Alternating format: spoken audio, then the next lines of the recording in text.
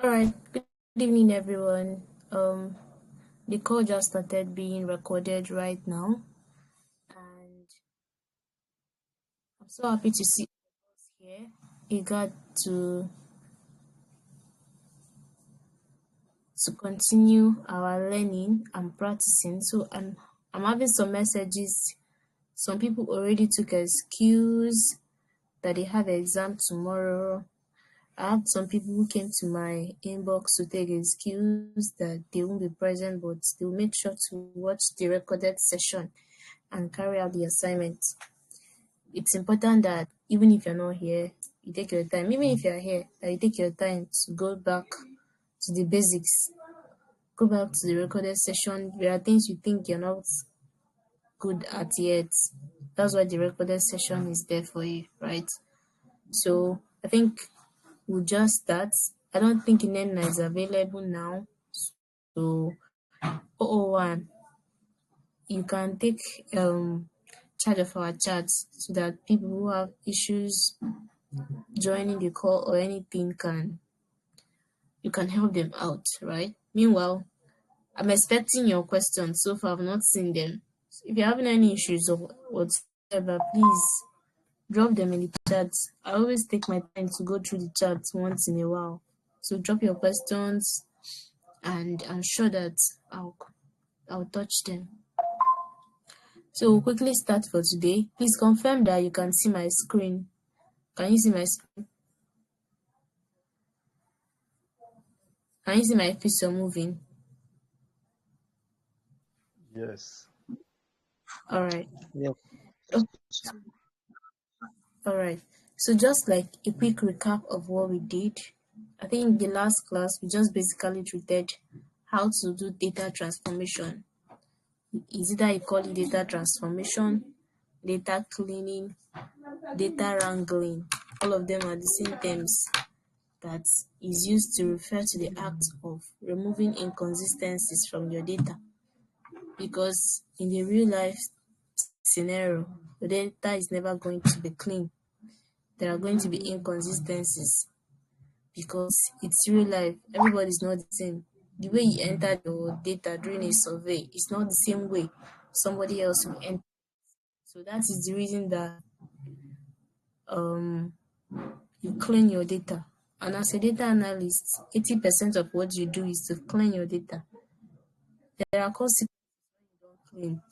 It makes your work biased. You don't get accurate results. The results that ordinary users you wouldn't get them. So that is why you clean your data.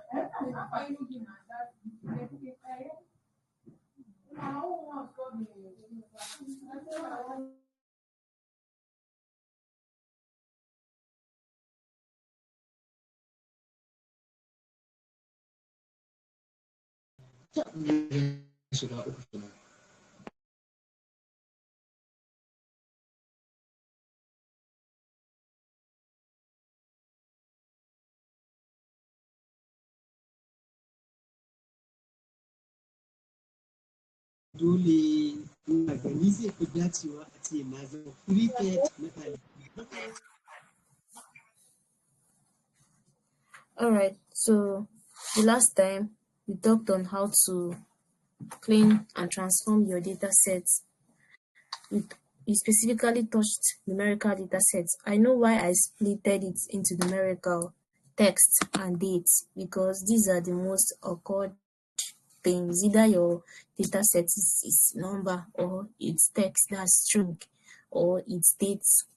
So that's why I divided it into 3. And by now, I'm hoping that everybody has the handbook. I kind of created a mini cheat sheet that's like a handbook for cleaning. I'm sure that even if it's not this particular data set, if you apply the same steps to the other data set that you're going to be working with in the future, it will help you a lot to clean them. So if you don't have the handbook, you can still go and download them. And we're making reference to it even now that we are going into textual data cleaning, right? So the textual data cleaning, we are really not doing much. So I want us to cover everything about data cleaning today. And by that, I mean that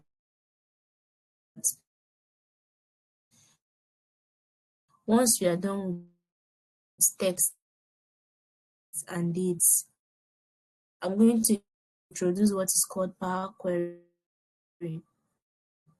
Even though this boot camp is beginner to intermediate, it wouldn't hurt if you know a bit of advanced, because Power Query, it's like what helps you handle a very large data set. Once you clean your data with Power Query, so automatically you should know how to clean your data set with Power Query and Power BI. So they are the same thing. I want to touch it. Why I'm touching it is that I discovered that, sorry,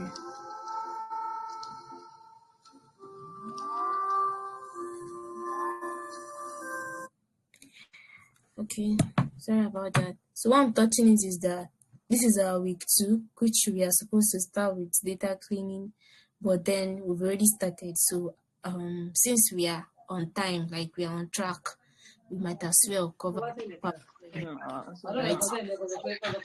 So please mute your mic. I don't know who is that person. Please mute your mic.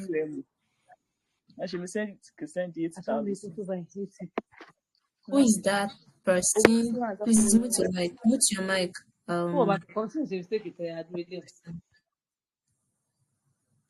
You. Okay. Yeah.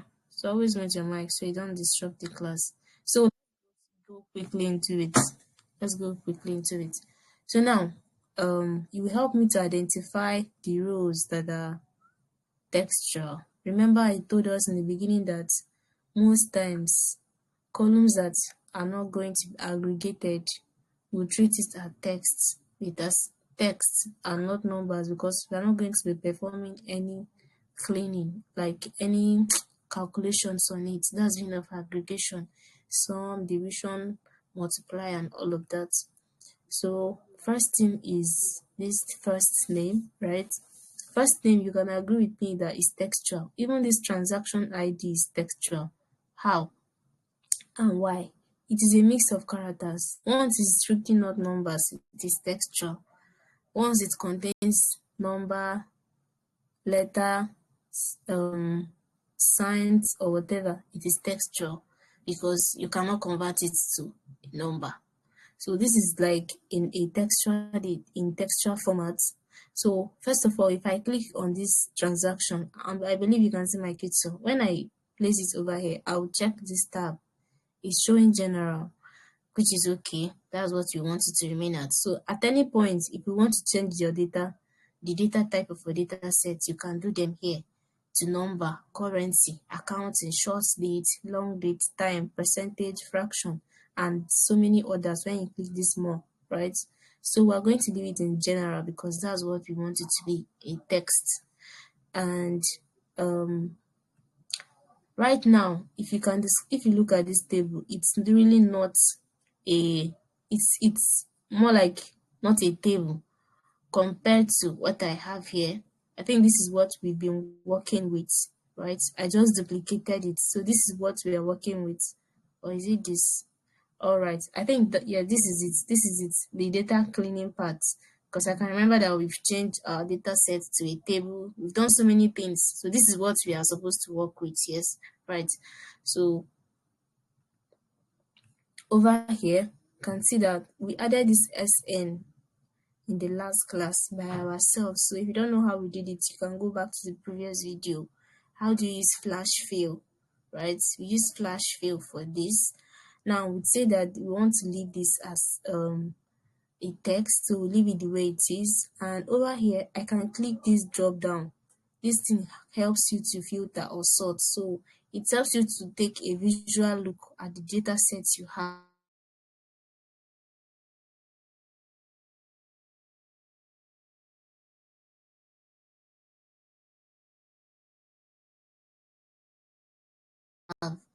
You can see that this is from 001 to 029, right? This first name. See, my network is breaking. Is it better now? Is it better now? Please confirm. Oh, I'm guessing it's better. So I'll just continue. If it's still worse, if it's still not good, let me know, please. So this is okay. This is better. So now this is for first name. First name is your letter. It comes in letter. That means it's textual. So how do you clean it? What are the worst scenarios that can come in your text? The scenarios that can come in your text are leading spaces or white spaces. What do I mean? If you look at this John now, there's maybe the person wanted to write his name and first of all started clicking the tab. You can see as I'm clicking this tab, it's creating more space, and then maybe even at the back there are more space. So in that instance, this data is not the way it's supposed to be. This one is in the middle, this one is by the side. There's leading space in Peter. There might be leading space in others that you don't know. So the first case is that leading space. And how do I do it? I will trim it. I will use the trim function to clean it up. The trim, there's left trim, there's right, and there's trim. Trim does the cleaning right and left at the same time. But if you're interested in cleaning just the left, use the left. If you're interested in cleaning just the right, use the right. So how do I do it? Remember how we talked about adding columns. How do you add columns? I can right click now and I'll insert. I've inserted, or no, remember the keyboard shortcut we talked about, shift control plus, I'll add another column, then to delete control minus, right? So in this new column now, I'll use my equal to. Remember, anytime you want to do any function or calculation in Excel, you must start with equal to. So you can have equal to trim, and this trim we have here, right? So I can do my enter. Then this is, you can see that there is now a difference between what we are having here, this John, right? So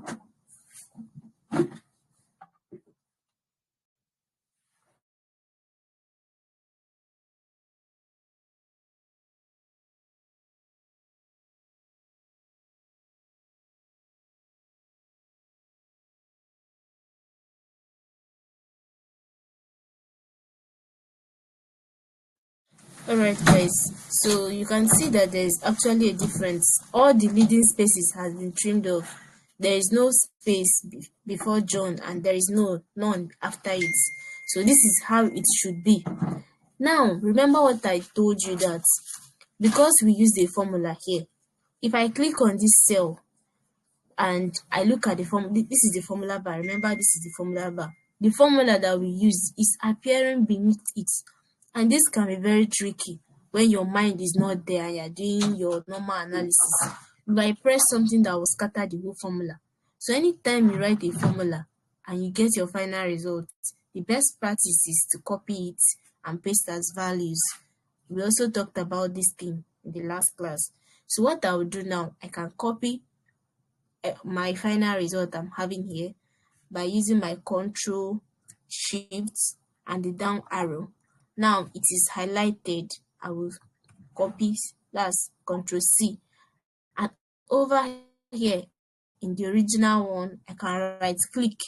When I right click, this one is to paste as normal. If you paste it as normal, the formula will still appear beneath. This one is to paste as values, which is what we want. I'm still going to use a function, a place where we are pasting in transpose and all of that. But now we're interested in paste and value as value. So I'll just click on paste as value. And it's to replace this old one we are having before with the actual result that we want to work with. Now take a look at the difference. If I double click on any of this cell, what will appear is the formula. And like I said, it's very tricky because look at what is happening now. Because I right clicked, the formula is showing. So if I click anywhere in the cell, it will be highlighting another thing. And this can be very tricky. Like you might end up even getting confused on what you are doing. And the simple thing that happened is that your formula is showing. So to avoid this thing now, if I click on this Mary, so you can see that we've actually scattered this particular formula. So let me just delete it. Now, take a look at what we're having here. Once I click on Mary, Mary appears here. There is no formula beneath it. How we achieve that is the paste as values. So now, because I've achieved what I want, I've trimmed it. So I can now go ahead and delete this column. I don't need it. So I'll remove it by using Ctrl minus, and it's gone. Another thing that a paste as value does for is that if, for instance, I delete the original this thing table I have, let's delete it and see what happens. it will show us this reference error because what we reference, remember that we reference, let me control Z, before this we reference this particular column to trim. So the formula is trim the value in C2. So if by chance you delete C2, control minus, it will pop up the reference error because what it is referencing is no longer there. So that is why you use paste as value. Whenever you finish writing your formula or cleaning, it is always important that you paste it as value so that the formula beneath it will go. Unless you know that you are going to be using that particular column, that, and in most cases you're not going to be using it in data cleaning. You can only use it maybe when you're doing analysis in pivot table, which we are going to be discussing maybe from Thursday or next week. So at this point, what we are working with is cleaning, and we don't need this formula. So I'll just control Z, and what I'll do is to delete this part. So we are at this point now where we have trimmed this first name. I can go ahead and trim the last name too. And how will I do it? So you can be doing it on your own end. So I'll just add another column and I'll use my trim function. So I have trim,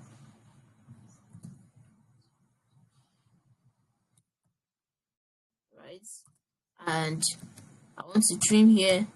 And if you notice what is happening, we just entered formula for cell E2 and automatically it fills it down. That's flash fill working for you in Excel. So you don't need to be like writing the formula into each cell. Once you're able to get the first one and you enter, it automatically drill down to others. So what do we do now? We highlight everything now. Control C. Come to the original table. Right click and paste as values, and then we can go ahead and delete this one, right?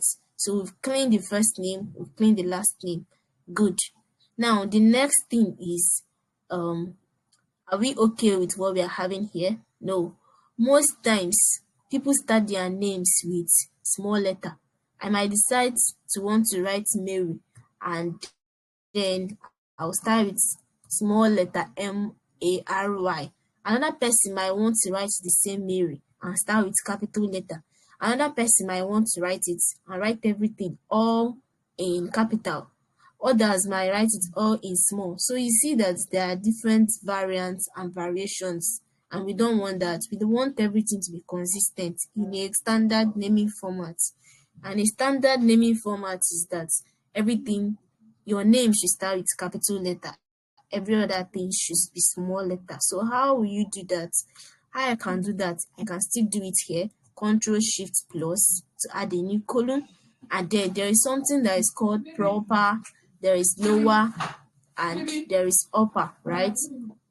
So I can use this proper, and here I can highlight this C2, and over here you can see that this particular Mary that started in small letter is now starting with capital letter. So it has actually done it for us, which we use proper. If I wanted to turn everything to on lower case, what I will use is lower. So I can just write lower, and automatically it will make everything to start with small letter, like everything will be in small letter. Then there is another one that is called upper. Upper will make everything to be in all capital letter depending on what you are trying to do. So these are like functions in Excel. Now, I could have just taught these functions and we'll just play over it, but I want us to use data sets to do it so that you understand and see the difference. So you can see that this is John, this is another John, another person might want to write Mary, write it like this, the next person. So all of these things will make it inconsistent. Now what we want is the upper. There is nothing like capitalize. So it's proper to do what? To put it in a proper format, meaning everything should start with what? Capital, and the rest should be small. So this is what we want at this point. So I can copy everything now, Control C, and over here I will paste as what? I will paste as value. Good.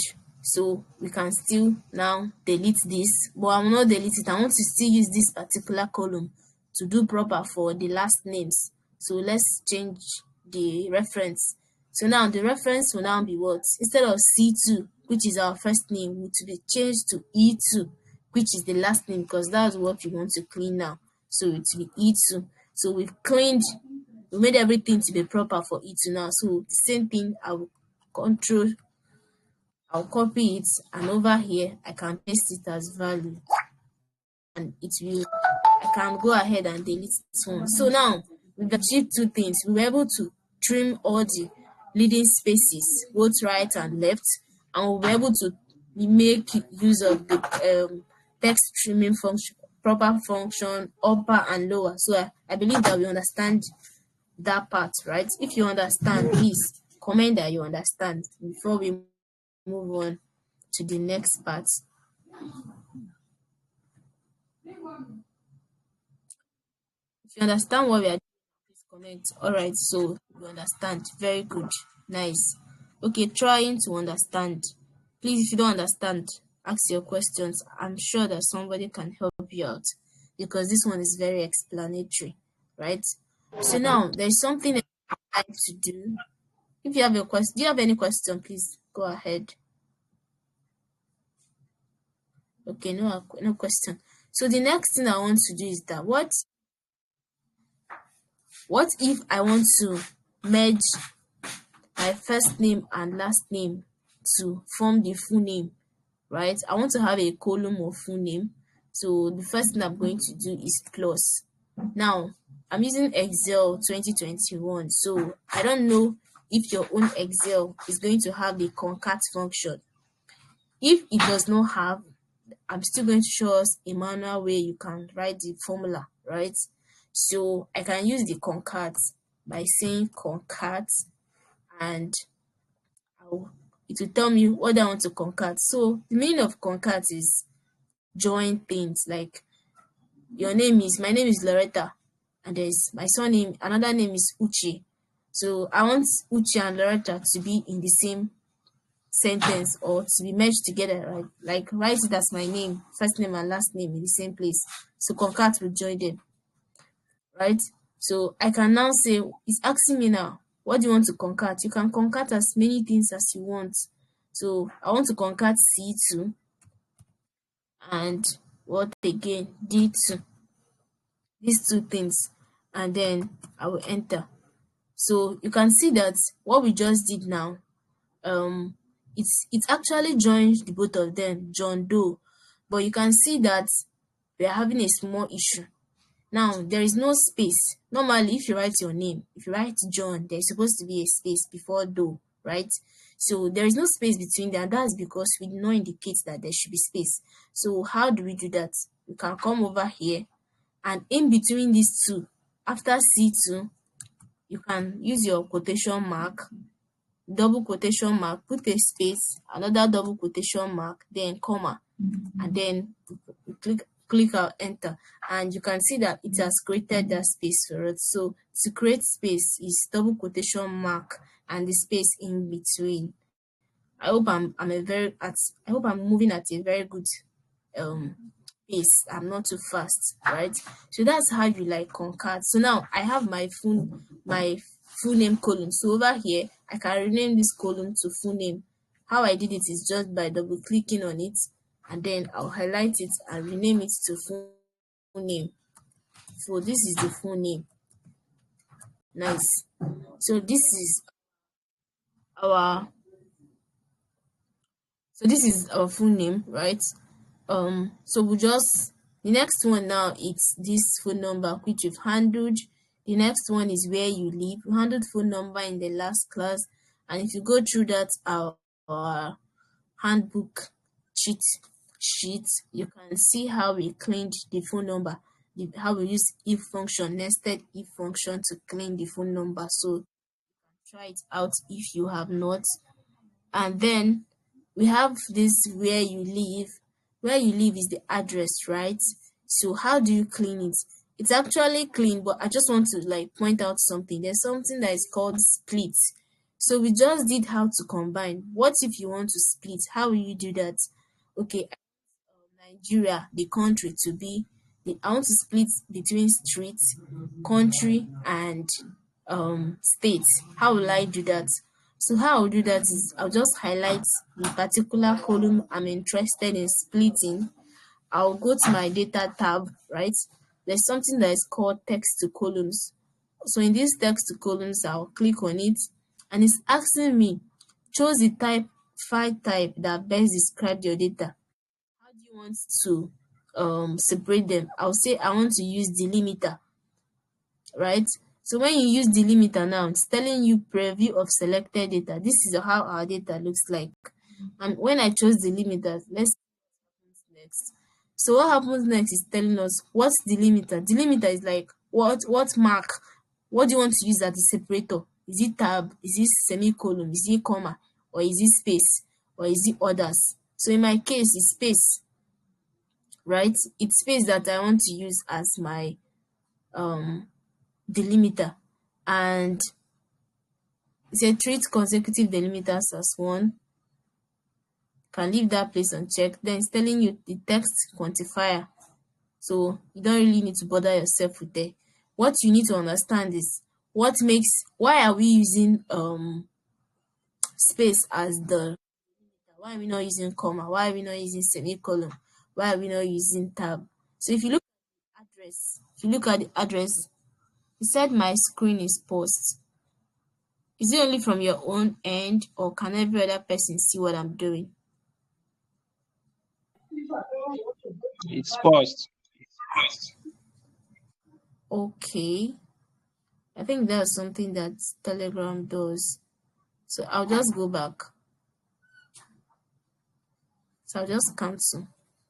Can you see it now?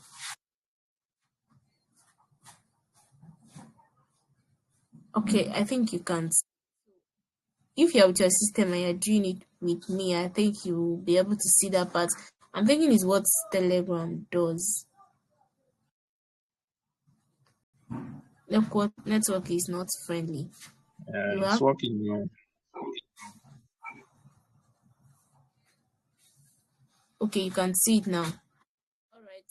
So I think it's network. So we are trying to split data, split these things so that we can see the country, and so we are at the point where we are choosing delimiter, and I'll go over and click next, right?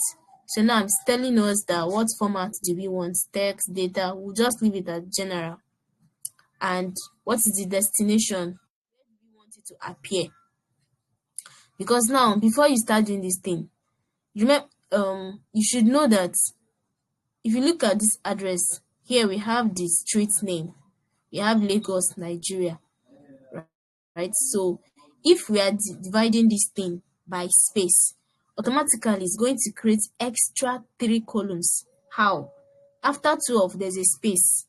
Then after main street, after main itself, there's a space. After space, after the street, there's also another space for Lagos, and there's another one for Nigeria. So it's going to create a whole lot of columns for you. And now, because by your right of this particular address, there are no empty columns. If this is going to replace these particular ones, let's just go ahead so that you see what I'm saying. So I'll click on finish, and it's saying the table.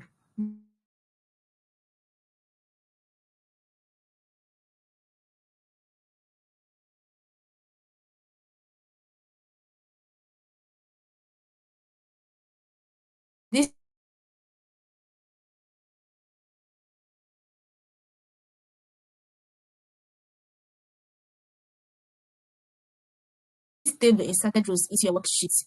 This may cause data in cells below the data to shift down. Creating a new column and putting the values there, it overloads the ones that were there before. Let me show you what I mean.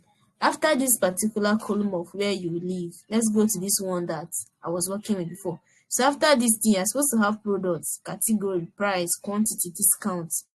But now, after splitting, this is what we are working with. After splitting, it's splitted into 1, 2, 3, 4, 5. 6, 7. It placed the next 7 columns and the values they had and continued from this count. And that's because you did not specify empty columns for it to put the splitting into. I don't know if you understand what I mean. So how do you avoid that issue? Because we don't want it to overwrite the original data that we have. We just want it to create new one, to split it into empty new code. So there are 2 ways you can do that. So before that, let me undo what I did so that we can have what we are. So this is what we are supposed to have originally before splitting. So there are 2 ways I can do that. It's either I split, and then when it tells me my destination, I will come and click here. So I have to split it by the side from column R, S, whatever, downwards. Or I will create new columns for it beforehand, before splitting. So let me just create them. I think we had up to 7, so I can just add as many as I want. Then if we don't use everything, I can delete them. So I will go over and split. So let me now split. So we are splitting based on delimited, and the delimiter is space. So we click next and we'll click finish. So it says so now this is what we are having. Let me know if it's overwrite our data. Okay, so I think we are good. So we have the street number, we have the street name, we have the streets, whatever, we have the states, we have the country, and we have the country code for NG. So you can see that it's a lot, right? It's a lot. Now, this is a limitation in Excel that Power Query would ordinarily do for you. When we get to Power Query, we are still going to clean data set again inside Power Query so that you understand what I mean. So there's a limitation that Excel will do for you now. What I just wanted to split from state. Let me just have state column and let me just have country column. But I don't have that control to tell it to split from the last 2 spaces. That is one thing that Excel does not allow you to do, but Power Query can allow you to do it. So when we get to Power Query, I'm going to tell you there are so many importance, benefits that Power Query has in cleaning your data set in Power Query over inside your Excel workbook. So many reasons why Power Query is important. So because I don't want to have number, I don't want to have street name, I don't want to have this one separate, I will just join them, right? So how will I do that? Let me just create a new column. So you can see that this is repetitive in Excel, but Power Query will allow us to do this thing seamlessly. So we will just use Concat. We just use Concat to do it.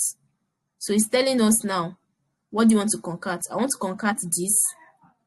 After it, I want to add a space. Remember to add space, double quotation, space in between, comma. Then concat this one again to it. Then double quotation mark, space in between, comma. Then this streets, right? And I'll click my enter. So this is it. This is now 12 main streets in Lagos, Nigeria. And that is that's what we want, right? So because I will not be needing these ones again, I will now go ahead and delete them using control minus control. Okay, so you can see now, do you see what happens? We are having this reference error because we did not copy and paste as values. That formula is still reflecting. So before we delete these columns that we will not be using, we have to copy and paste as value. Are you noticing the back and forth here going in Excel? In Power Query, you don't need to go back and forth. You don't need to do all these things. So just be noticing them so that when we start Power Query, you appreciate Power Query more. So I'll just copy everything now, right? Control C. Over here, I can just come here and paste as value. So we have this, and I can go ahead and delete this particular column. Control minus, control minus, control minus, control minus. So this is what we are having. Now we have the streets, we have the states, and we have Nigeria. I don't want to have a column for the codes. It's not important, so I'll just delete it and every other leading columns that we created. Nice. So now, this is what we are having, right? There is still cleaning to be done here because of what we just did. All this comma after your street name is not supposed to be there. Even the comma after Lagos, and if there is a here, it's not supposed to be there, right? So how are we going to do it? You can now use your find and replace. We use this find and replace in our last class. How do you use find and replace? Click on anywhere in your cell in that column. Use Control H.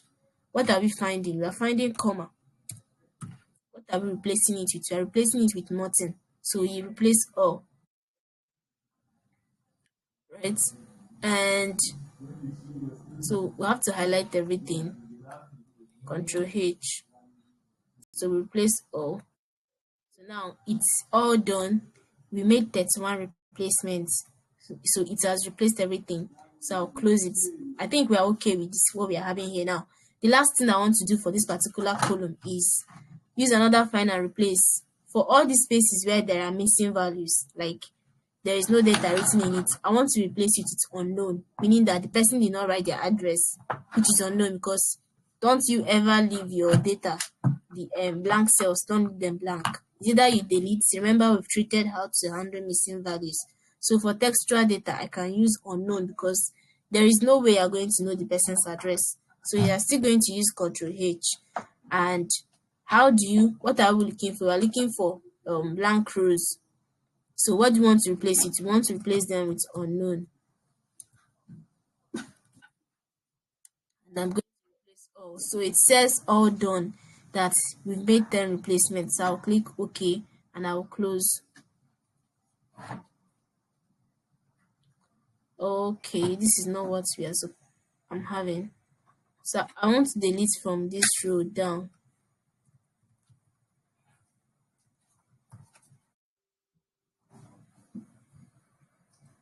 So for the blank cells, if I highlight only blank cells, okay, and then I want to see the null cells too. So there is null and there is blank, so we have to treat all of them. So let me now select everything. So now I'll still highlight this particular column, use my Control H, and where I have replace it with unknown. Okay, one replacement done. I'll close. If I check this drop down again, I will see that there is no null, so we are left with blank. So we replace the blank with Control H. I'm thinking that we need to write blank specifically. Replace with couldn't find anyone with blank.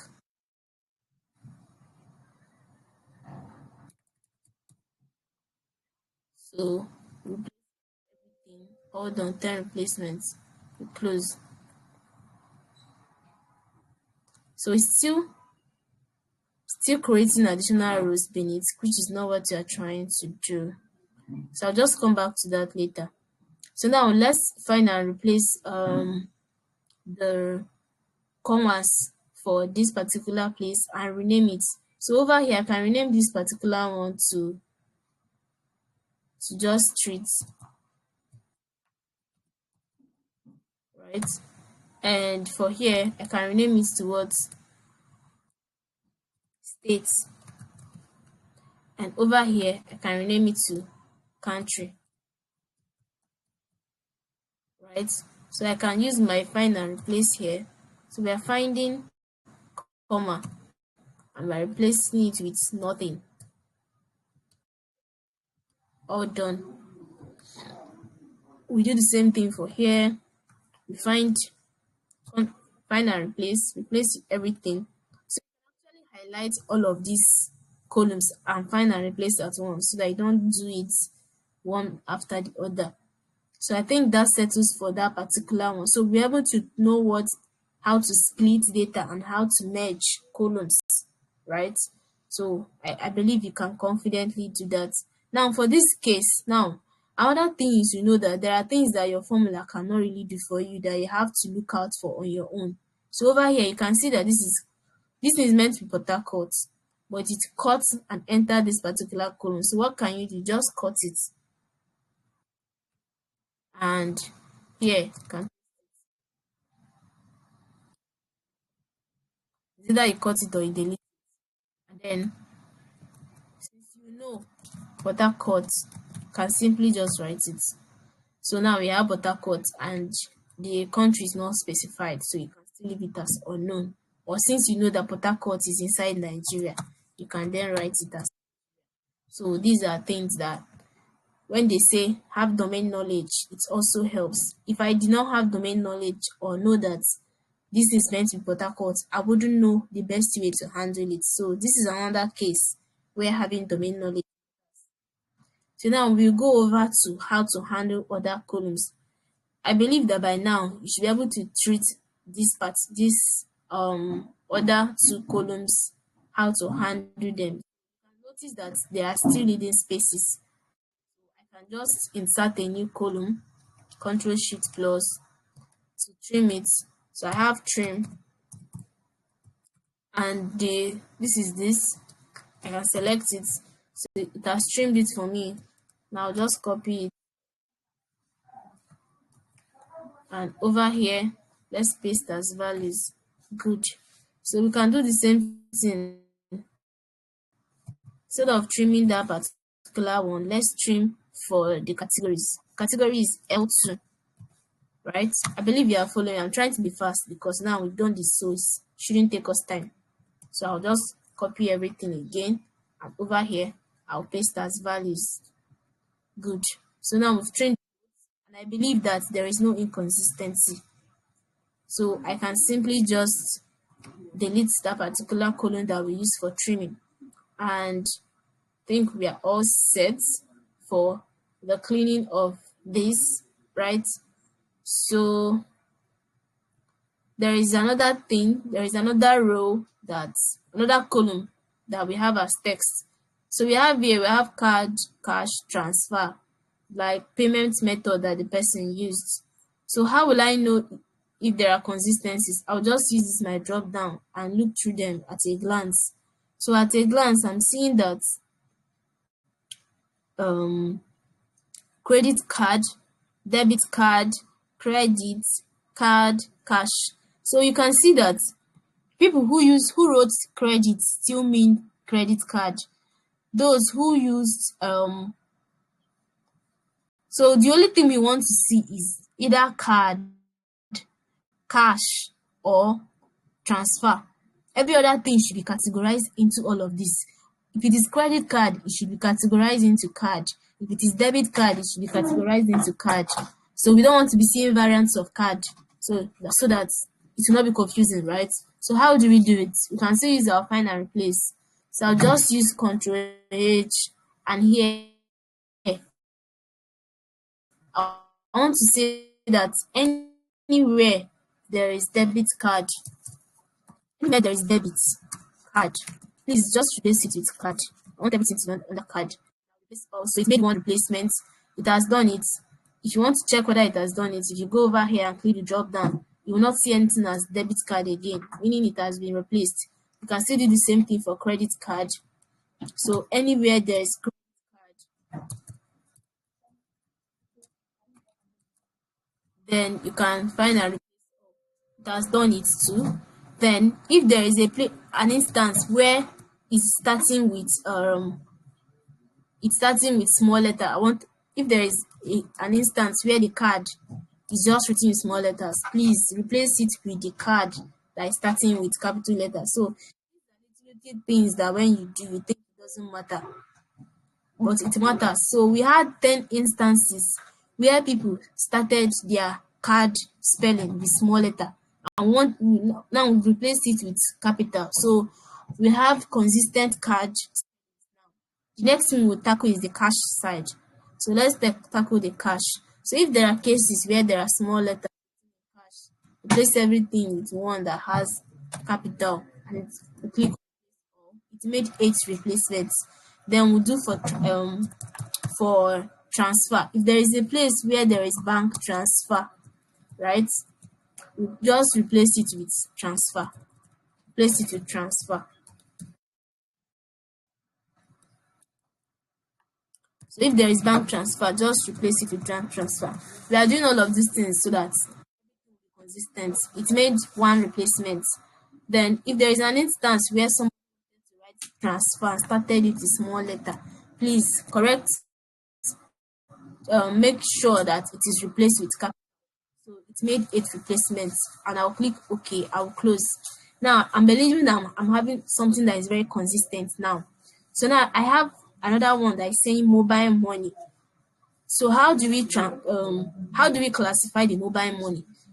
Somebody that did mobile money is probably the card, right? So in that instance, we're still going to do another find and replace for the mobile money. So we can do Control H for places where there is mobile money.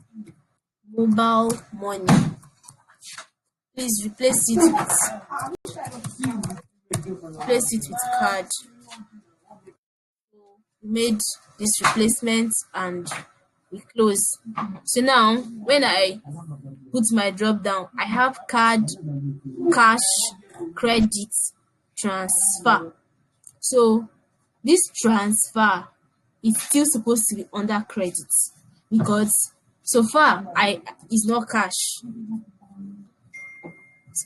In fact, so far it's not card or cash. Every other thing should come under card or cash, right?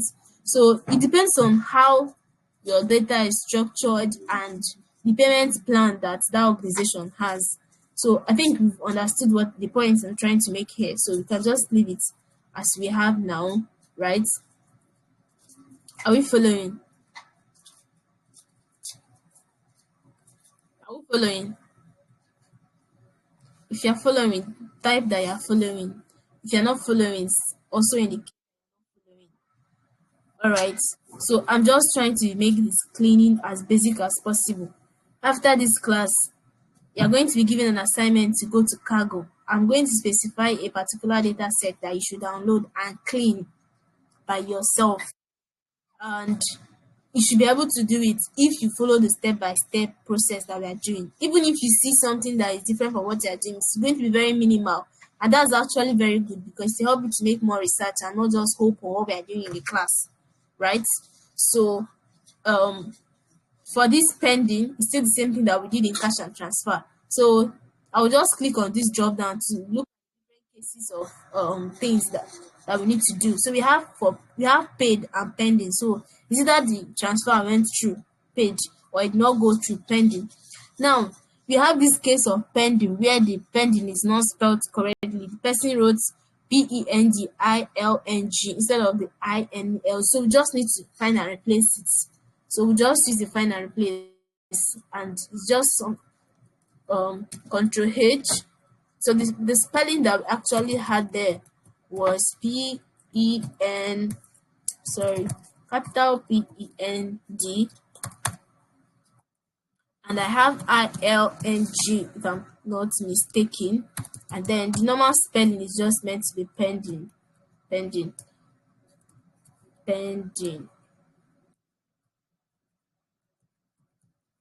Okay, so I'll find replace all. So it couldn't find anything to replace, meaning that we didn't get the correct spelling.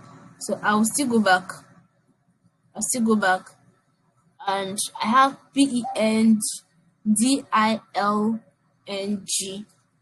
Okay. So Control H DEILNG. So I'll replace. Couldn't find it to replace. Okay, so I don't know why it's not finding it. I'll just copy it from here. Control C.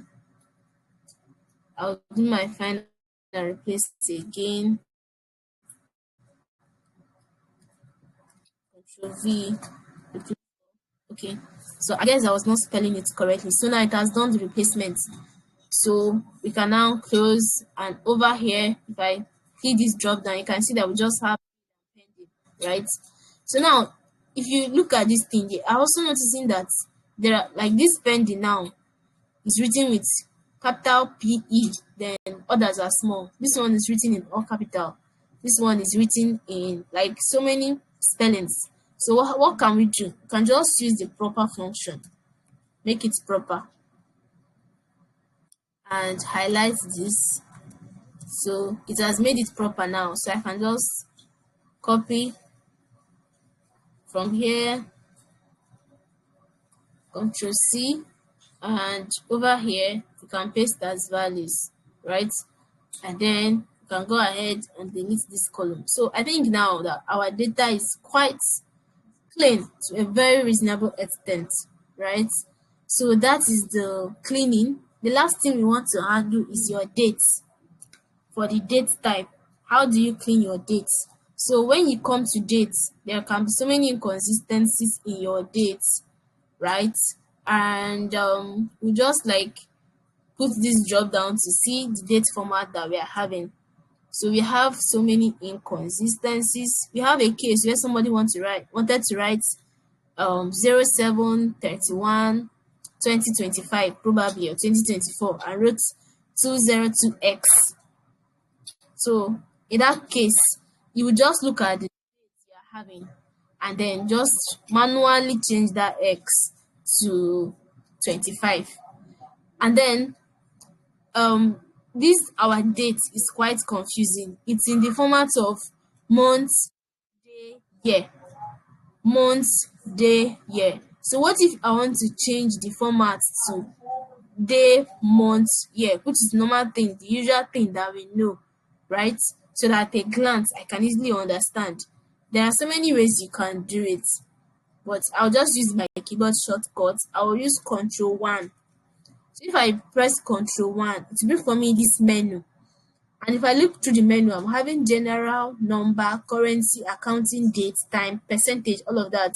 But I want custom, like I want to specify what I want. Custom is like custom made, you making it, like you specifying the actual thing you want, not the default ones that are in the system already. So I'll click on custom, and over here is the general format. So I don't want general format. I want it to be a date format. And first of all, before that, I'll come back and change this thing to date. So that if I change it to date, then okay, it's already in date. So I'll use Control 1 and click on custom, and the type I want, I'll type it. I want it to be day slash month slash year, right? So if you look now, you can see the sample. The sample is 15th of January 2025. What we are having here is January 15th, 2024. But I want it in the format of 15th January 2024. It's just how you want it to be placed, or the standard that that company wants, right? So there I'll click OK, and automatically it will change the whole thing for me. Now, because my data set is quite not large, I can easily correct these ones manually by just putting my slash,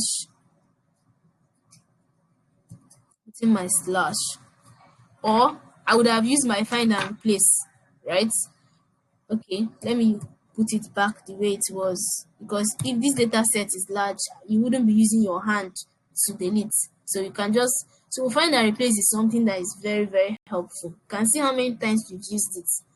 It's so easy for you to just find and replace things that are so inconsistent, and there are many in your data set, right? So I can just use my find and replace Control H, and this time around I'm finding the hyphen mark, and I'm placing it with slash. So let's see if that works.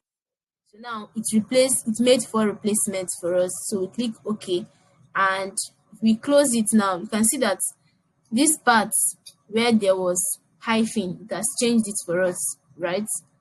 And we have something that we like. So there's still another part where we want to change this x to 5. So I will not do it manually, or I can do it manually because it's just one. But if it's many, you can use your find and replace to just find x and replace it with 5 or 4. I think the years here are 2024, just so it's only right that I do it for. So you work with what you have, right? So now, I think that is everything that we need for this cleaning. So that is how we wrap up. Every step that we've taken to clean this data sets is outlined in that PDF. So if there is something that you don't understand, you're the person that likes to read through things, you can use PDF, or you're the person that likes to watch it through video, the videos are available. So you really do not have excuse for not to clean your data. So we're going to, this is 1 hour into our class. We're going to take like 5 minutes break, or so that I will drink water, yourself you can drink water and stretch your body, and we are going to come back and we'll go straight over to Power Query. Before then, before the classes end, we are going to share attendance. So keep stay put. Yeah, stay put. So I'm just going to mute my mic now, and yeah, 5 minutes break.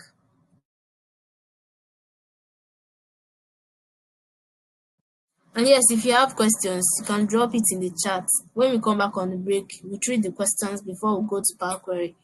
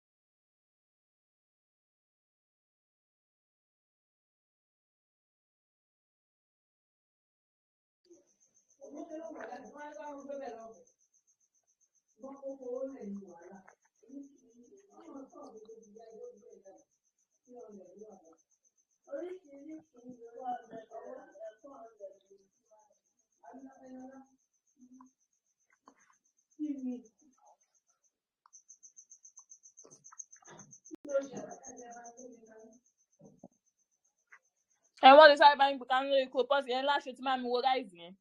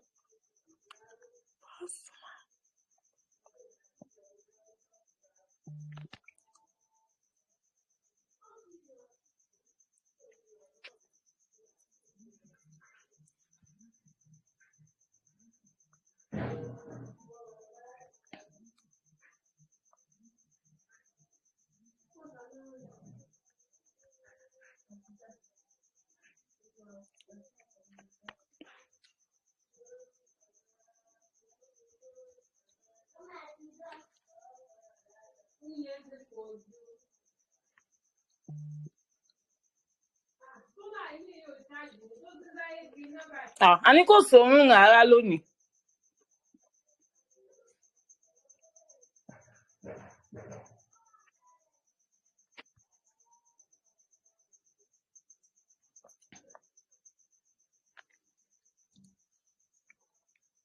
Jeremy, you please mute your mic. Mute your mic.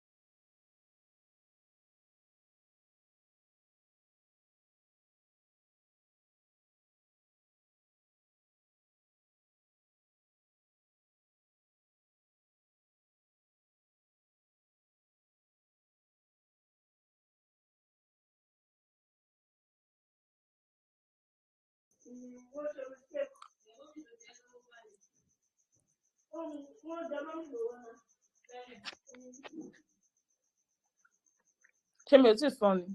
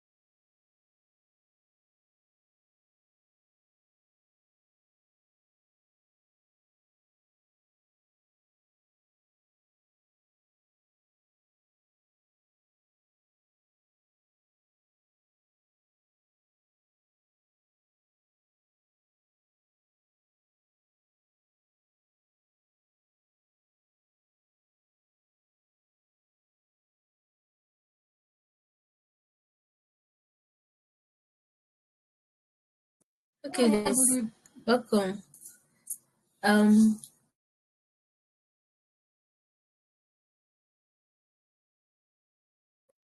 okay, so we are back, right? Let's continue. It's 5 minutes already.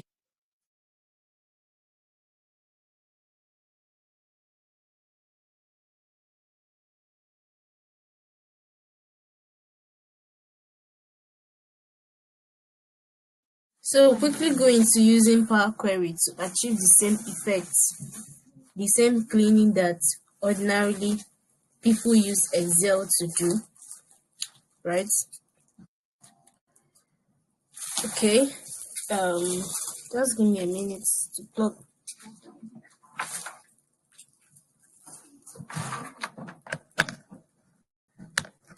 All right. So now over to Power Query. So I'm guessing that without the questions in the chat, that all of us we are good to go. That nobody has questions.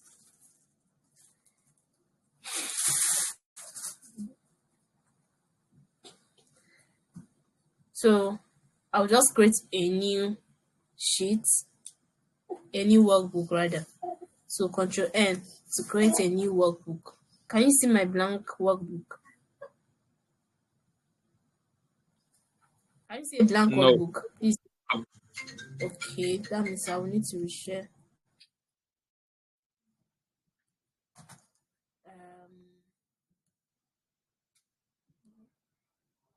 I guess you're seeing it now, right? Yeah. All right. So now, just take it step by step. The first thing is that this is a blank workbook, and I'm guessing you're not new to this again. At least this is day 3. So go over to your data tab. This is how you get your data. So that's why I said, like, if you are using Excel below 2013, you find it hard to follow us because now Power Query is not in Excel 2010. So if you are using 2010, 2017, you're not going to have Power Query. And me that is using 2021, there are some features I have that somebody who is using 2013 might not have. But it should flow because we are not going too deep into it. So the first thing you look is this is where how to get and transform data. So this is our can we use Power BI? If you have Power BI, yes, you can open up a Power Query and work with me. If you have Power BI installed, Power Query, yes. Power Query in Excel is the same thing in Power BI Excel. It's Power BI Power Query, sorry. So you can use it. So now this is your get and transform tab, how to get your data. You will see how we do that. Queries and connections when we start building dashboard and we want our pivot tables or slicers to be connected. This is where you use it. Then how to refresh your data. This one is to refresh so that if there is a change you made to apply to the whole thing. And filter. Then the text and column that we used. Can remember we used this text and column previously. We've used these duplicates to remove duplicates and so many other functions. So we're interested in getting data now. So you can click where do you get the sources of your data? From the web, from a table or range, existing table. Now, if I click this drop down, you see that I have from file. You can get your data from so many places, from that file, database, and Azure, from Power Platforms and other sources. Now, the data that we are getting now, it's an Excel workbook. So I'll click on file, right? And if I click on file, to still bring out for me a list of other options like the workbook. Is it an Excel workbook or is it text and CSV? You know there's a difference between .xls and .csv. So what we are working with is a .xlx file. So I'll click on Excel workbook. XLX or XLSX is Excel workbook. Then CSV. CSV is more like the PDF version of your Word document, something like that. So I'll click on this, then I'll import. So once we import now, it's loading into the Power Query. Now, before we go deep into this Power Query, okay. So before we go deep into Power Query, are you seeing my screen? Like my cursor is moving now. Can you see it? Please confirm you can see it.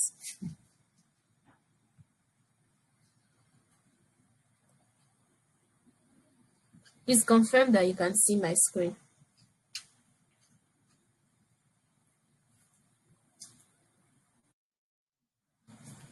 No.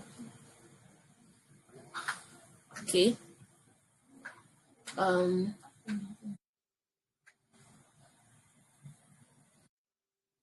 Okay. So there are a lot of no's.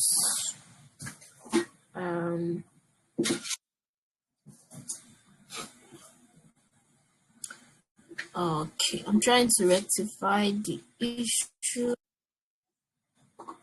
You can see it now, but it pauses sometimes. That means it's network, and I don't have control over that one. So, can you see it now? My cursor is moving. Why is my cursor moving? Okay, now, so this is Power Query. Power Query, it's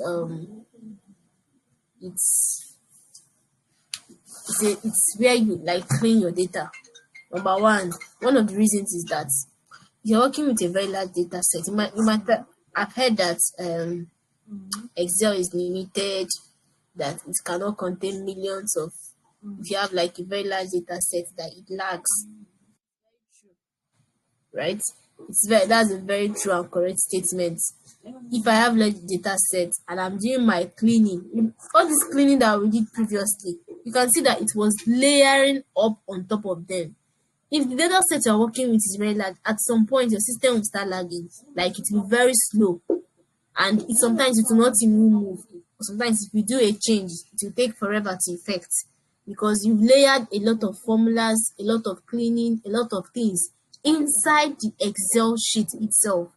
So what Power Query does for you is that it gives you a platform where you do the cleaning, do everything you want to do, then load it into your sheet and start working on it, so that all the formulas, every interaction you've had previously does not affect your cleaning. So that's the beauty of Power Query. Number one beauty. Number two is that as we go on, okay, I think if I do something that Power Query does that normal Excel does not do, I will tell you that. So now, if you look, this file that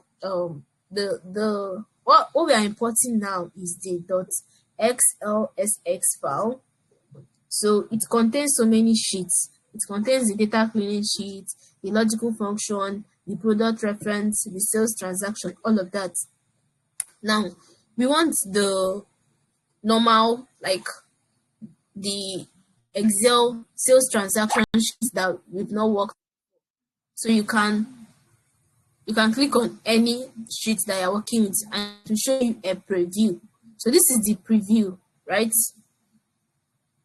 This is the preview of what we are working with. You can see it SN null. Remember that our SN was null initially. then there's the transaction, there is the first name and last name, and you don't click load. If you click load, it will automatically load it into your Excel, right? Without showing you the pane for cleaning. So what you click on is the transform. So when you click on transform data,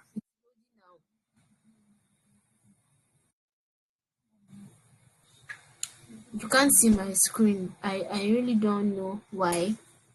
Okay, let me just pause for some minutes and see if it will get better. Well, can you hear my voice clearly?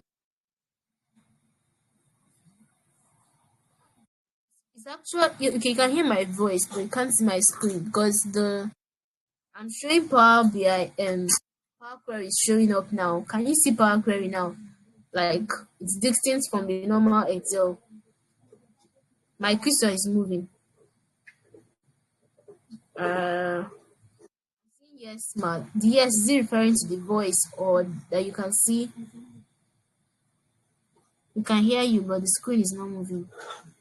Oh, wow.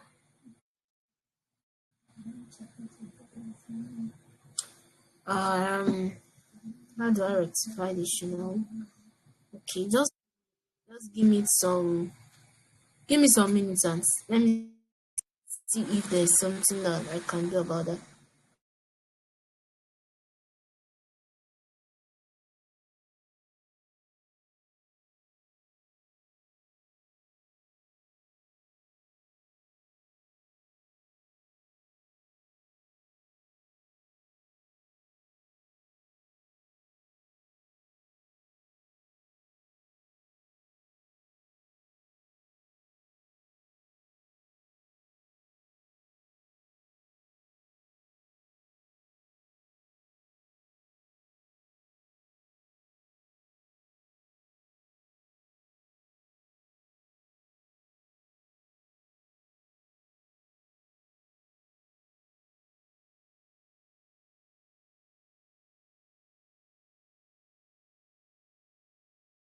This is like I think this is a limitation from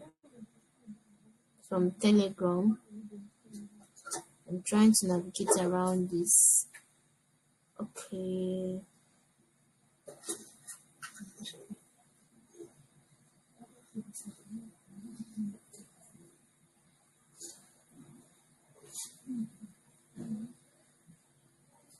Mm,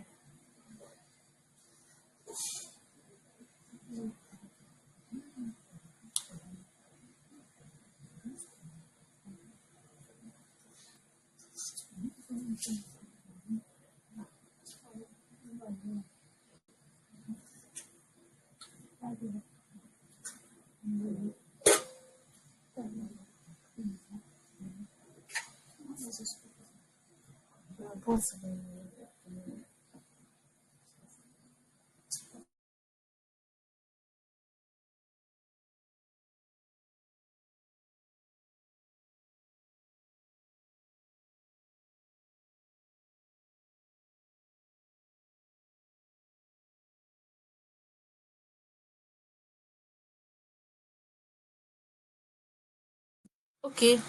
Can you see it now? Can you see the Power Query editor?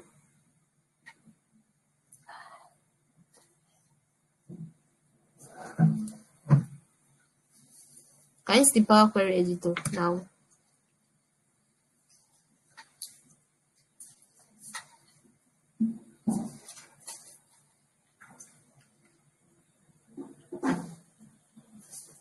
If you can see it, comment that you can see it. If you still cannot see it, still comment.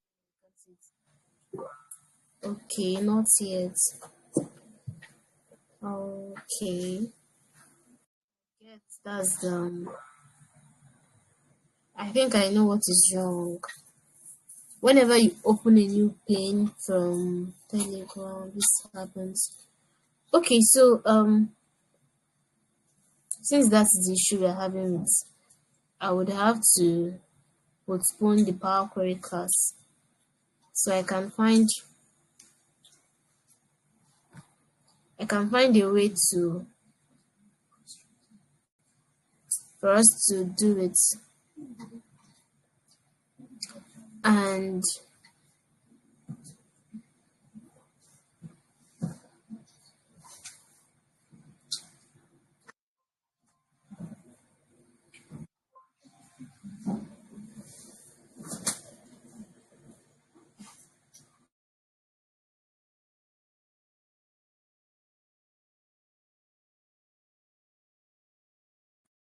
Okay, so like I said, since it's not showing up, and that's like a limitation from Telegram, so we would likely stream the Power Query session live, but that will be in the next class when I must have tested out some things and known how we can go about it. Telegram does not move your screen when it pops up another menu, so that's like a limitation.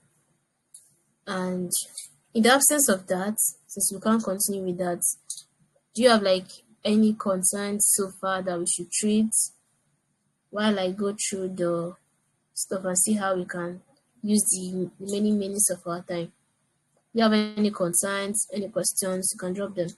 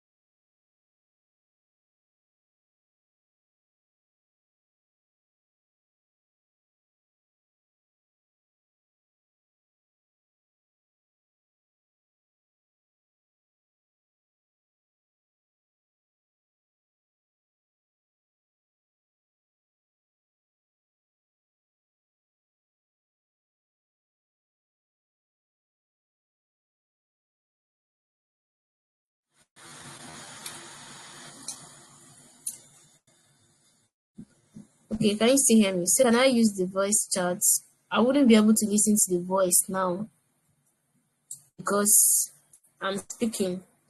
So even if you use voice chat, I would listen to it probably after the class. Somebody said he would like to see talk more on the Concat. I've been trying to use it, but it's not working. Okay, but can you, like when you type Concat, does it actually show? That's the first step. If it doesn't show, meaning it means that the version of Excel you are using, it does not support Concat. And I actually told you there is a manual way you can do it. I guess I forgot, so I'll just talk on it now. Okay, can you unmute? Yes, you can unmute. Yes, go on. Good evening. Good evening. Yes, good Yes, ma'am. evening. Please, our question is concerning the last data set that we cleaned, like a issue of a row of quantity. We're having quantity. The last data set that we cleaned, quantity was having negative. Quantity was also having blank spaces, and then to Yeah. fill in the blank spaces, you're like you choose either you pick zero or you choose your best method. You find the outlier. Find if there's an outlier and use it. If you know if outlier, you use mean. Okay. SDM. So Yes, I can hear you. if you do that, if you do that, finding like filling. The question is actually filling. Is it filling blank spaces first or remove negative? Because if like anyone you do with, I think it will affect the data now because if you use if you fill in blank spaces, that all those blank spaces. I mean, if you fill in blank spaces, I think I mean sorry, if you remove negative, those blank spaces will turn to zero. I don't know if you get me. If you remove blank spaces, those blank spaces will turn to zero. So why? Okay, we turn to zero. Then no need for filling Okay. outlier. I've been filling blank Oh, spaces at the end. Yeah, you get no, me. yeah, I get your point, and that's a valid concern. Thank you for noticing that. It actually shows that you did the assignment. So now, like I said, you already know that quantity is not meant to be less than zero. It's not meant to be negative, right? And filling in the outliers. So what you do in this case is that, because if we had actually done it in class, I would have talked about it. So now what you do in this case is that, first of all, the first thing you do is to remove the negatives. How and why? You should do it that knowing that, first of all, you filter your sets and you make sure that, okay, there were actually no quantity with zero in ab initio. So if after handling the negative, you're now having zero, automatically you know that when you have to fill, you're now saying find and replace where zero is, replace it with a mean or median, as the case may be. Do you get the logic? So why you should actually change your quantity to positive before finding mean or median is that there is no quantity or price, as the case may be, that should be less than zero. So first of all, you want to standardize the units or the amount, because unit actually matters a lot, how it should be. So when you standardize it first, you check your outliers, do all those methods that we are doing. Then if when you standardize, you're now having zero in the data set, which was not there from the onset, you are now saying that when you are replacing, you are not going to see blanks. So what you are now seeing is zero. You're saying we are replacing the zero values with your mean or median, as the case may be. Did that answer your question? Yes, thank you. It answered the question. But in a case where there were some values, some quantity having zero, then replace zero with mean or median. I don't know. It total some that have already been, some of the negatives that be changed, like the blank spaces that will be changed to zero, and some quantity that Okay. will actually. Yeah, there's another method you can do it. Another method you can do is using the if. So that's why, like, there's the if formula for you. If covers every condition you can think of. Now, your condition, now, let's say that we have zero. We have numbers that are positive. We have numbers that are negative, right? So you can now write a formula to cover those instances. If the number there is negative, multiply by -1, because minus times minus will automatically change it to plus. True or false? True. Now, if that is not the case, that it is positive, return that value like that. Then what if it is zero? Return zero like that.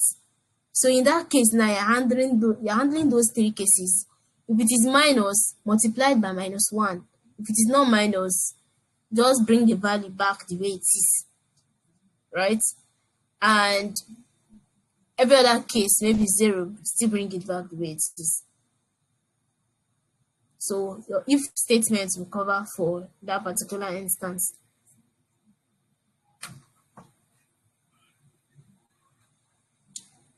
Is that okay?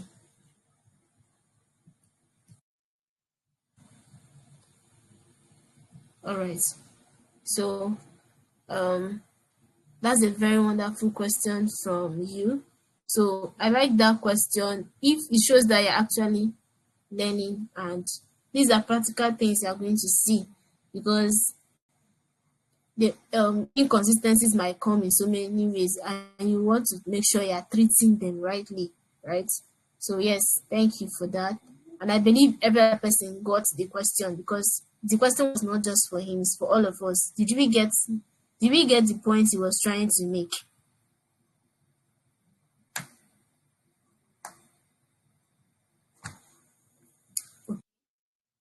All right. So I'm not seeing any other question in the chat, meaning that it's a go ahead for me to go on to introduce pivot table, so that subsequent class will just touch on the Power Query, then advanced functions like the index, VLOOKUP, HLOOKUP, XLOOKUP. Those ones are also formulas using for data cleaning, but they are kind of advanced. Then from there, we talk about visualization and dashboard. So we are almost rounding up with everything, the most essential things we need to do with Excel. Okay, say I don't have a question, he has a concern. Is it possible to drop our assignments on Thursday, latest Saturday, so that we can be able to do it without rushing? This assignment was dropped on Sunday. and today is Tuesday. So I had a lot of comments like that in my DM. Many people telling me to extend the deadline. Really do not want it to crawl. I've always said that. So I'm expecting that we are up to date with assignments. I know that life can be busy, but we can extend the assignment till Thursday is far. Okay, till Thursday. Fair enough. Till Thursday. So yes. So once it's Thursday, I will close the form for the assignments. You can't submit again. So I will extend it to Thursday, no problem, so that everybody can submit. So we will quickly continue. Okay, now I'm believing that our data set is cleaned. So there is something that is called pivot table. Pivot table allows you to summarize your data. It's actually one of the things, like one of the most important tools when analyzing data. And what you do with pivot table depends on the question you're trying to answer. Okay, so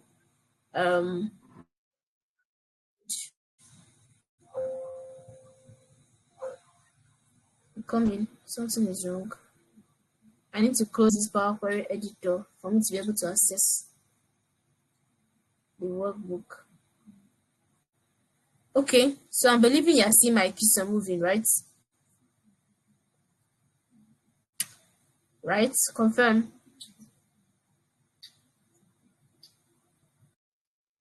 All right, good. So let's just go into it. The next 28 minutes, we'll talk extensively on Power Pivot Table. So now, pivot table, like I said, is used to summarize your data, and the summary you are doing is based on the particular question you're trying to answer. So when you get a data set, you're not just getting the data set for nothing. You're getting it because there's a problem you're trying to solve. There are questions you need to answer. I'm going to just raise up dummy questions from this particular data set that we have. So the first question I'm trying to answer now is that I want to know the products that we have here. Which of these products has the highest quantity that was sold? So let me say that that's the first question I want to answer. So in this instance, I'm dealing with products and I'm dealing with quantity, right?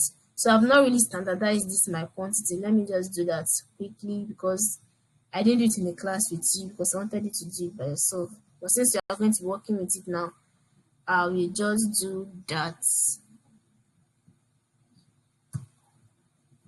So I'm just going to use the value function.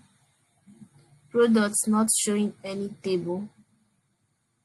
I don't understand. I'm talking about, it's not a column. You can't see my screen.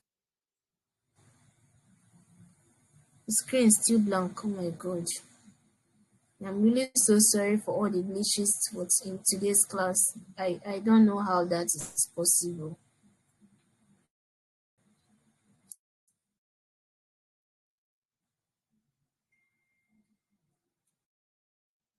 So sorry about all of this.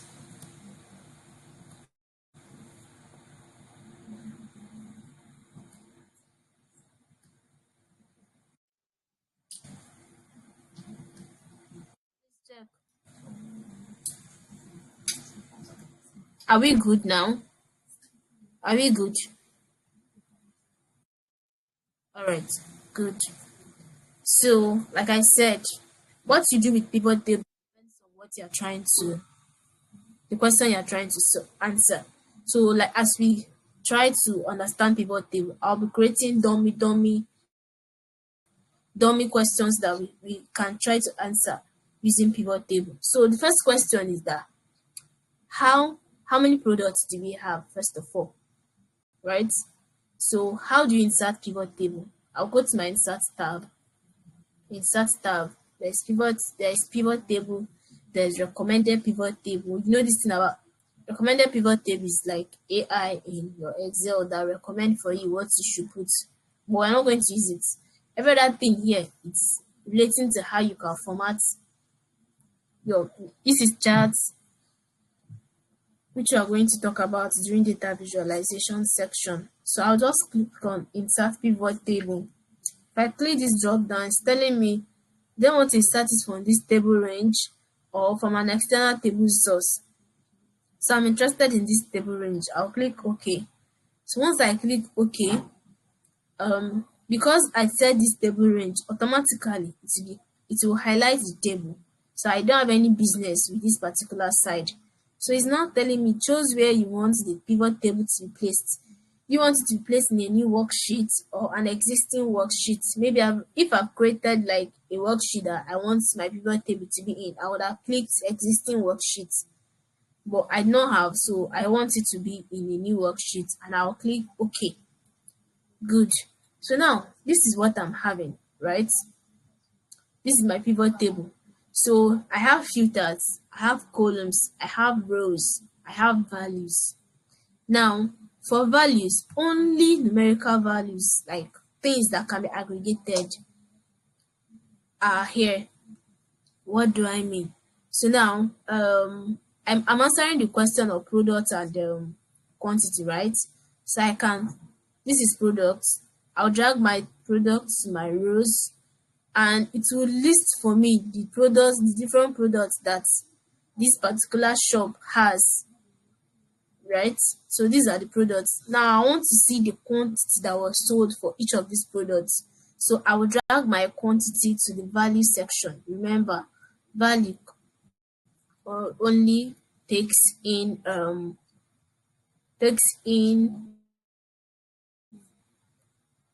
numerical. So where is my quantity?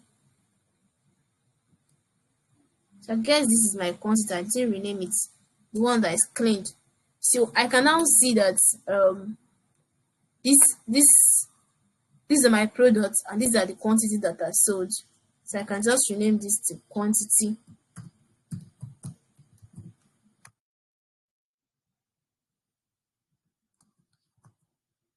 Okay, now, so I have blender, I have books, I have chairs, I have so many of them. And in the end, it's telling me that grand total. So now, what you need to check is this value you are having here. There are so many things. You can set it as sum, you can set it as count, you can set it as so many fields. So if I click this drop down, I want to edit the view valid section. So it's setting it as the count now. So what if I just set it to sum? What happens? And it's telling us that blender 50 blenders were sold, 9 books were sold, 1 chair was sold, nobody bought the decks, 2 AirPods, 7 headsets, laptop. So this is so now we're having a summary of your products and how many each of these products were sold. So that's what like pivot table does for you. It's more like summarizing your data based on that particular question. If I'm interested in, okay, for this particular product, how much was realized from it, right? How much was realized from it? I'll go back to my data cleaning and check if I actually calculated the column for the total amount that was realized from this data, from this particular things. So over here, I'm having just the price and quantity sold is this.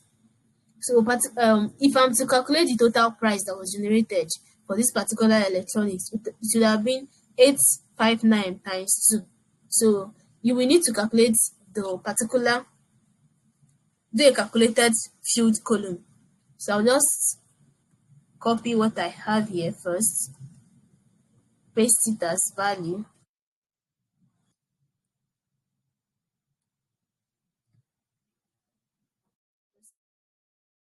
See over here, I'll paste it as value, and then I can delete this.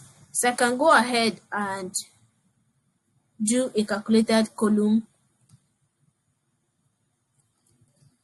that will show us the total price. So I have equal to this times is what?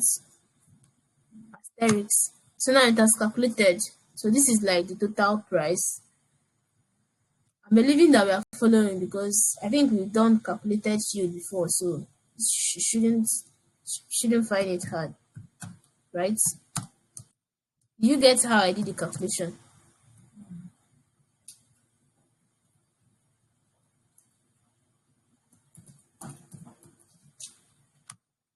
Did you get how I did the calculation? If you got it, please let me see that you got it.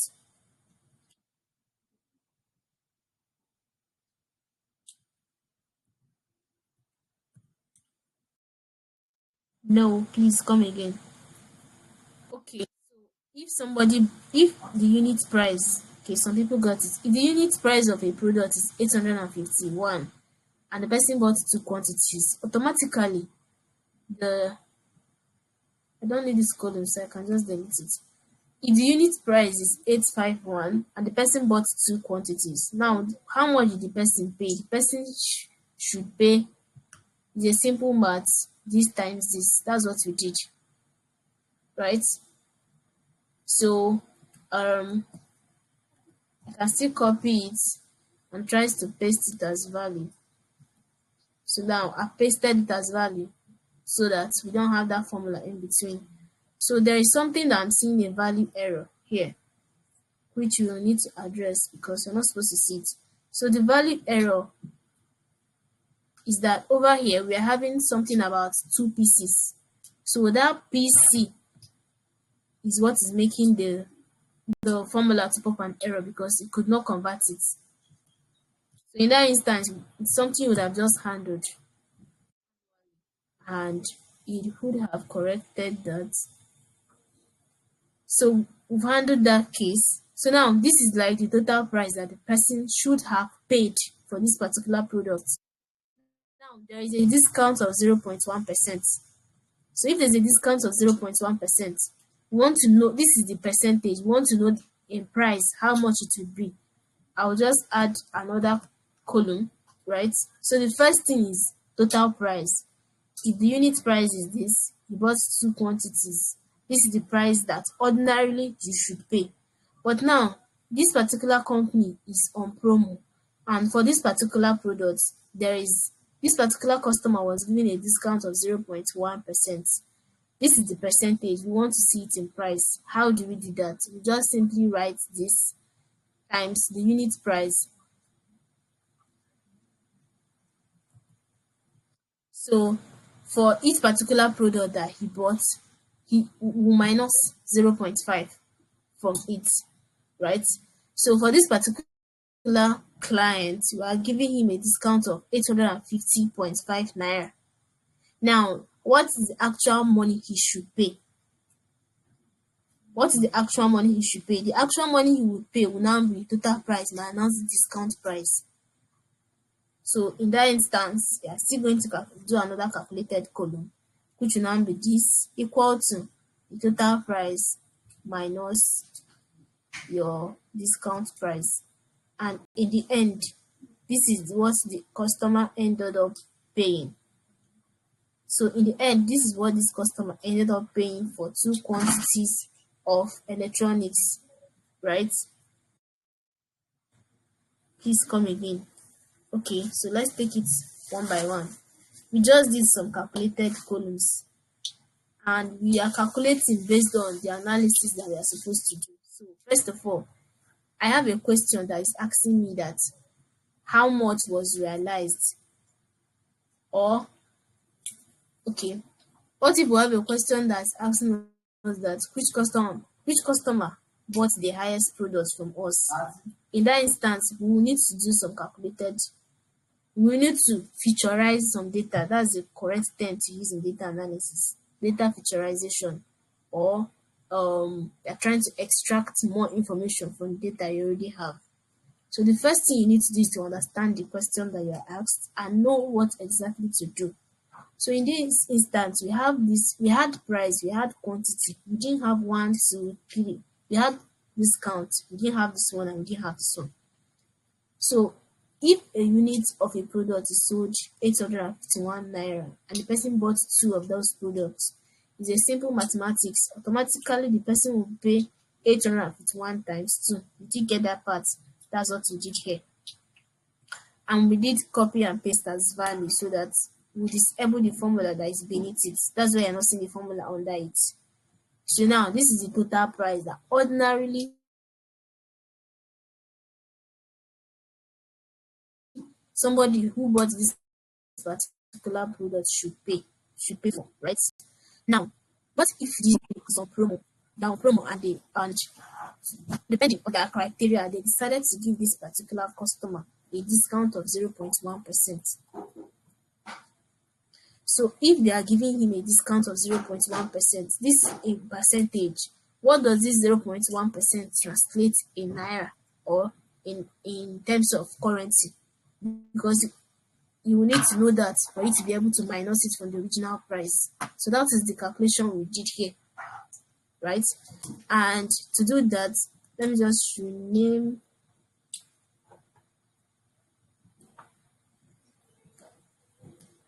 and delete this particular column. So now this is the price, discount price.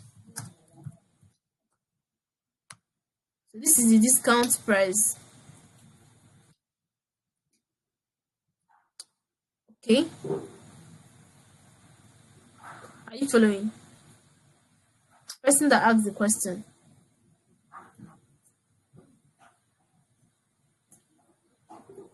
Hello.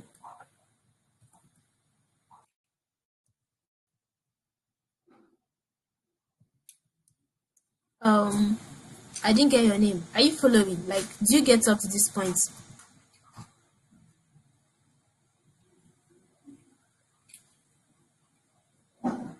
Are we, how did we calculate for the discount price? Yeah, that's what I'm saying. Did you get up to the point where we are now? Okay, so now for this discount price, we have that this is the percentage, this is the total price. So the discount price will be 0.1% of the total price that he was supposed to pay. So we'll simply just pick O2 multiply by the total price that he should have paid. And this is what we are having.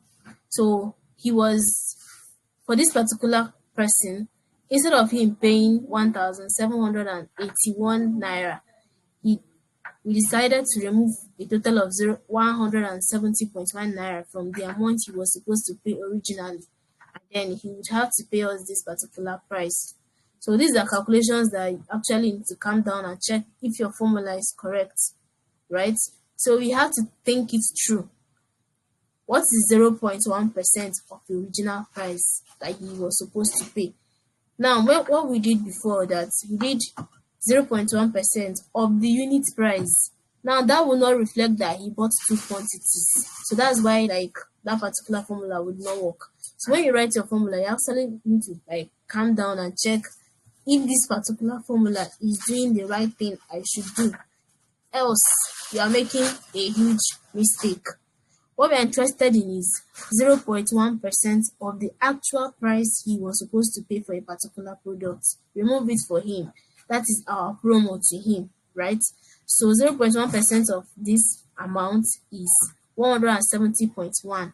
Now, to now get the actual price that this customer should now pay to us, we have to do subtraction. So we are now doing 1,700 minus 170.1. Did you get that part?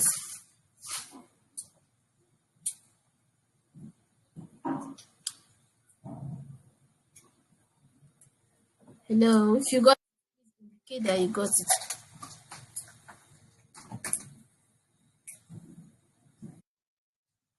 All right. So you can now go ahead and actually rename what you're having here as the actual price the person should pay. So this is the actual price that this person finally paid for this particular product. The question is, who, which customer paid bought the most goods? On top of which customer's head did we realize the most money from? So if you manually take a look at all of these things, if your data set is large, it's going to be a very big war trying to pick out the customer who bought most price, like whose price, the actual price is the highest for you. So in that instance, we use a pivot table to do that summary for you. It will list all the customer, list the sum, like the actual price each person paid, and then you can use conditional formatting to filter out the top persons for you. Then use your charts to visualize it. So let's actually do all of these things we just said now. We've done the calculation part. The next part is to summarize. So what if I come here? I think this is where we are right now. Okay. So I'll just copy this particular pivot table, paste it over here. And because, so you can actually copy and paste instead of inserting a new pivot table, right? You just click on anywhere, Control A, highlight everything, then paste it where you want it to be.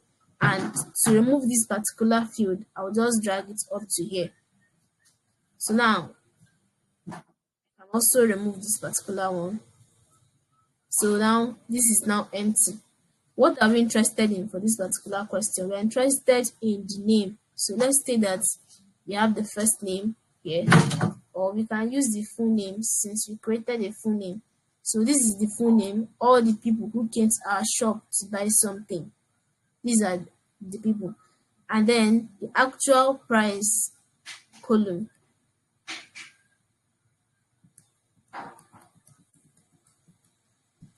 So the actual price is not showing. So what will you do in this instance? You go to your data tab and refresh so that all this correct, because we just calculated these things now, so it will show.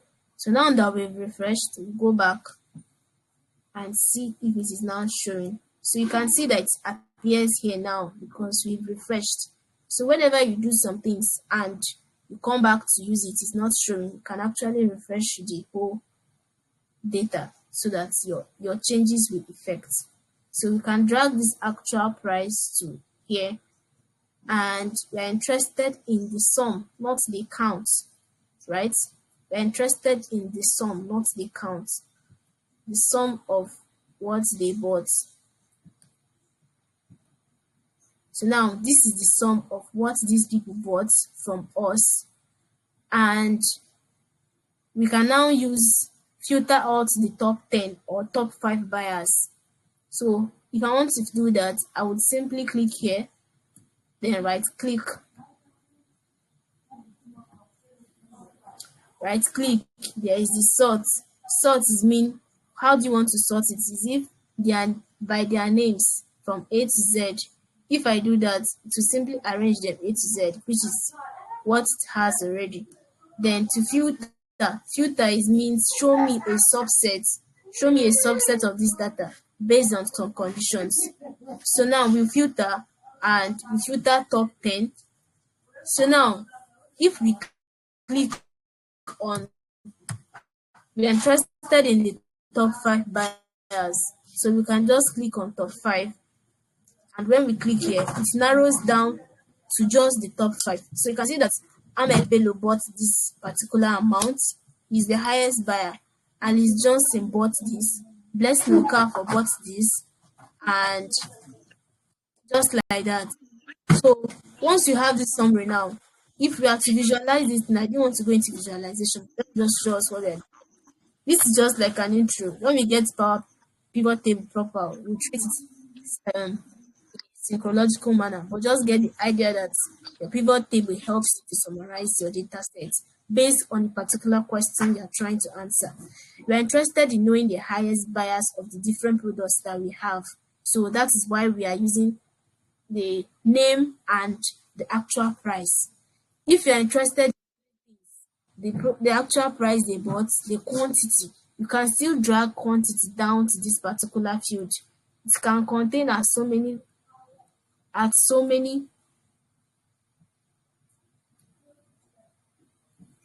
fields. So far that field is numerical, right?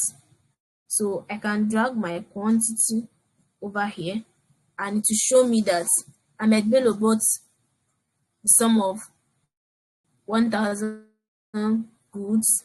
This person bought 49, this person bought 20, This person bought 90, John Smith bought just 2 goods, right? So now I'm not interested in knowing the quantity, so I'll just remove it.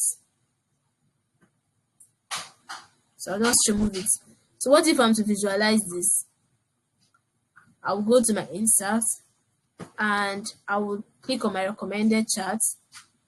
I would want to use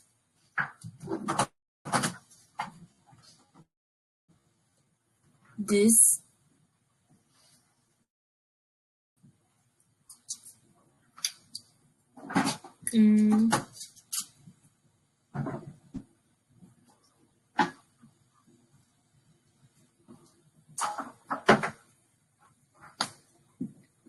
So if I click on my recommended charts, it will simply show me that Ahmed Bello is our highest buyer.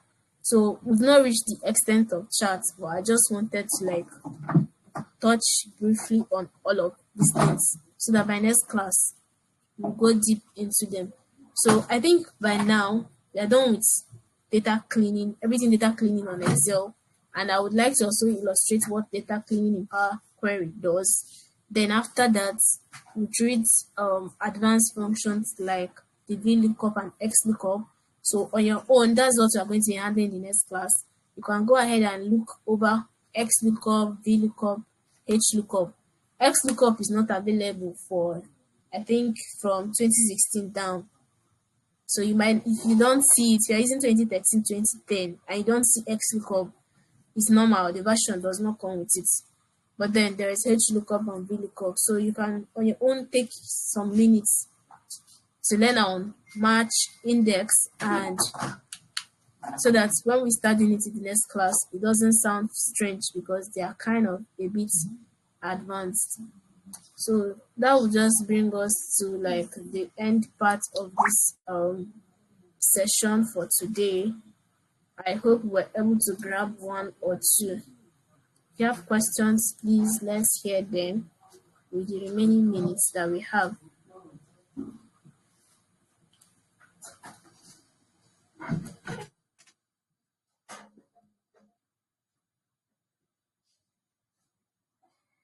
Okay, I'm not seeing any question. Okay, no question. What are your comments? What are your feedback? How is the class for you so far? Let me hear from one or two persons.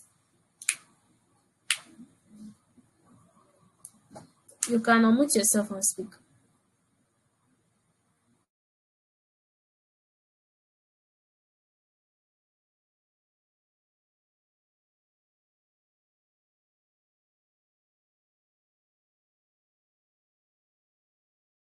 I see some people typing. You can actually unmute yourself to speak instead of typing, right? I would like to hear you speak.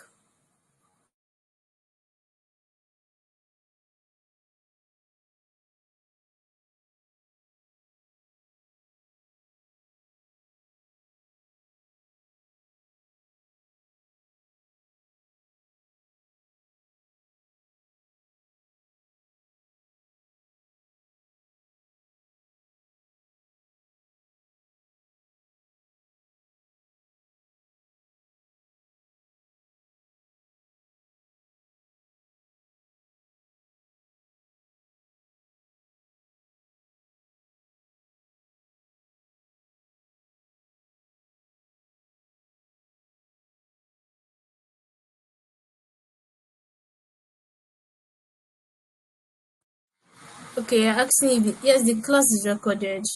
Class is completely recorded and will be made available. If not, I think we're making the recordings available latest Friday because sometimes network glitches would be preventing a whole lot of things. But yes, the class is recorded. It will be made available.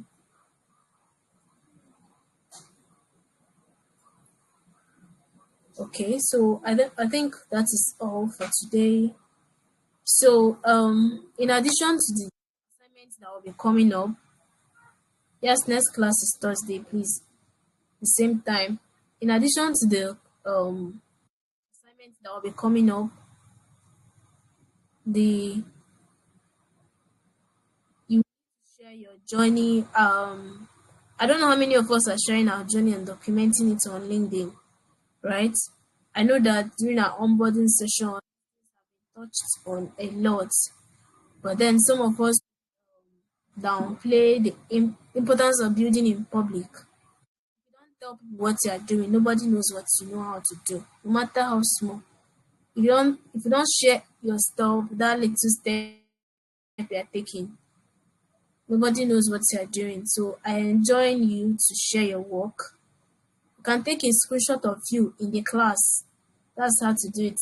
Take a screenshot of you in the class. Take a screenshot of you working on a messy data versus when it is cleaned. Write down the steps you took to clean it. I mean, by the time you write those steps down, post it. Somebody has a counter view. Write it in the comment section for you. Go back, read it. Ask yourself why the person said true or is it false. If it is true, you will learn. If it is false, you correct the person. By that time, you are building authority figure. There is no two ways to do it. There is no two ways to do it. You might think you know small, but I bet you that you've learned a whole things that really take a lot of people most weeks to learn in just 3 times coming to the class. So share your journey online. That's just the summary. Share your work. It's part of the assignment. Your journey so far. What have you covered? And the post should not be on I see a lot of posts people make. They don't really talk technical things they are doing. They just, I am accepted into the code and create bootcamp. I'm happy to be here. Finish. Like, this is what every other person would write. What sets you apart is you going technical a bit. As technical as you can go. Talk about what you've done. The practical things you have been doing with Excel. That's what sets you apart from the normal person who would just write any random thing, right? So I'm going to like drop an assignment. If not this night, it will not come later than tomorrow, that we are going to work on. It's going to revolve around what you've done so far, so you can practice more. The submission mode would also be communicated, right? And like I said, we are keeping tabs of your assignment, your attendance, so don't joke with them. That will be all for today's class. um the attendance link is going to be shared now, so you can mark your attendance. Key code is 8. Key code for attendance today is 8. So under day 3, you should write 8, right? All right then. See you guys on Thursday. Be safe.